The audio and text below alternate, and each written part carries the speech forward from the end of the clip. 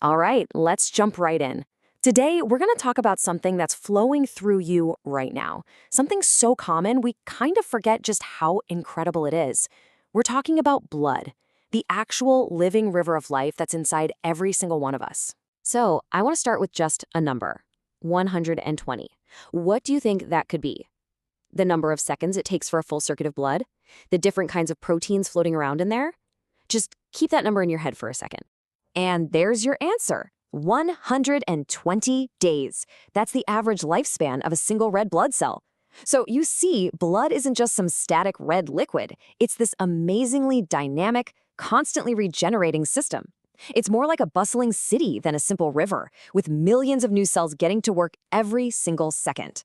To really understand that city, we first need to look at the landscape. Let's break down what blood is actually made of. Most of us think of blood as just, well, a liquid, but it's actually much closer to a suspension, kind of like a soup. About 55% of it is the broth, this pale yellowish liquid called plasma. And that other 45%, that's all the solids, the cells. It's a living workforce floating along a liquid highway. And that liquid highway, the plasma, is mostly water. We're talking over 90%. But floating around in that water is, well, pretty much everything your body needs to move around. You've got vital proteins, nutrients like glucose heading to your muscles, hormones carrying messages, and yep, even the waste products being hauled away. Okay, so if plasma is the highway, what about that other 45%? That's the traffic. But this isn't just a traffic jam. This is a highly specialized team of workers, where every single cell has a critical job to do. First up, the red blood cell, or erythrocyte. These are the absolute stars of delivery. They're like the Amazon Prime of your body. And that unique disc shape, that's on purpose. It gives them a massive surface area to grab oxygen in your lungs and then drop it off everywhere else. They do this nonstop for their whole 120-day lifespan before being retired and recycled. Next, let's meet your personal security detail, the white blood cells, or leukocytes. Anytime some nasty virus or bacteria tries to set up shop inside you, these are the cells that go on the attack.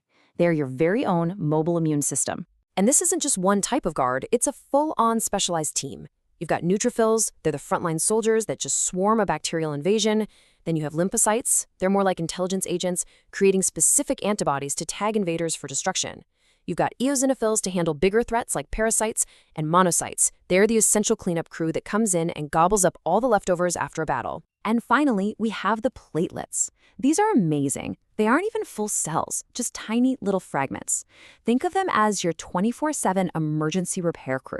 The second you get a cut, platelets just rush to the scene, get all sticky to form a quick plug, and then they kickstart the whole chemical reaction to build a proper, stable clot. So you have the liquid highway, and you have this incredible cellular workforce. What are they all actually doing together? What are their big missions? When you boil it all down, they're performing 4 absolutely critical jobs, nonstop. First, transport, delivering everything from oxygen to hormones. Second, defense, your white cell security team hunting down invaders. Third, regulation, keeping your body's temperature and pH in that perfect, delicate balance. And last, hemostasis. That's the magic of clotting to stop you from bleeding out. Every single one is non-negotiable for survival. Now, beyond all those functions, this system also carries a unique code, a kind of identity that's incredibly important, especially for modern medicine. This is the code that determines your blood type. To get blood types, you really only need to understand 2 things. Think of it like a nightclub. On the surface of your red blood cells, you have antigens. These are like your ID badge, saying, I belong here. Then, floating in your plasma, you have antibodies. These are the bouncers, and their job is to find and attack any cell with the wrong ID badge. So, this is how the main ABO system works. If you're type A blood, your cells wear the A ID badge. That means your plasma has bouncers on the lookout for B badges. If you're type B, it's just the reverse. Now, if you're type AB, your cells have both A and B ID badges, so they can't have any bouncers at all. This makes them the universal recipient. And type O, their cells have no ID badges, which means they have bouncers for both A and B. It also means they're the universal donor, because their plain cells won't trigger anyone else's bouncers. So what about the positive or negative sign? Well, that's just another ID badge system. It's called the Rh factor. If your cells have the Rh antigen, you're positive. If they don't, you're negative. It's really that simple, but it is critically important for safe blood transfusions. This system is so incredibly robust, but it's not foolproof. Sometimes things can and do go wrong with our river of life. A really common issue is anemia. At its core, this is a delivery problem. Either you don't have enough of the red blood cell carriers, or the ones you have can't carry enough oxygen.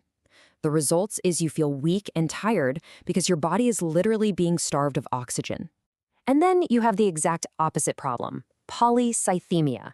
This is where the body's factory goes into overdrive and just makes too many red blood cells.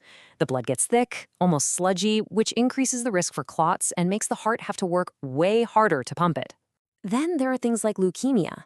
This is a malfunction of your security detail. The bone marrow starts pumping out massive numbers of abnormal, basically useless white blood cells. They can't do their job, and they end up crowding out the healthy cells, leaving the whole body vulnerable. The writer Goethe famously wrote, "Blood is a very special juice." And, while that's maybe a bit of an understatement, it gets at a timeless truth. For centuries, we've just instinctively understood that blood is synonymous with life itself. It is so much more than just a fluid. So, here's the key takeaway. The blood in your veins isn't simple. It's a living tissue. It's your transport system, your defense force, and your repair crew, all in one amazing package. It tells the story of your ancestors through its type, and the story of your health right now in its composition. It truly is the river of life. So the only question left to ask is, what story does your blood tell?